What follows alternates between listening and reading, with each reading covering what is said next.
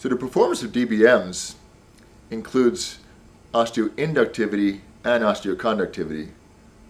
What's particularly valuable about bringing DBMs to the surgical site is the introduction of proteins and the osteoinductive capacity of the DBMs, but equally important is the osteoconductivity of DBMs. And different preparations and different compositions of DBMs results in different osteoconductive properties. And specifically, fiber-based DBMs seem to have significant osteoconductivity that's better than the particle-based DBMs. This has been compared directly in work that Martin published in Spine back in 1999. And in that work, he was able to extract the proteins of DBMs and compare directly fiber-based DBMs to particle-based DBMs.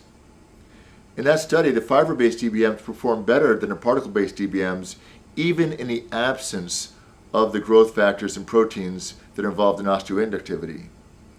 So the conclusion then was that fiber-based DBMs have the capacity for osteoconductivity, and that's part of the property that I'm trying to bring with DBMs to the surgical site.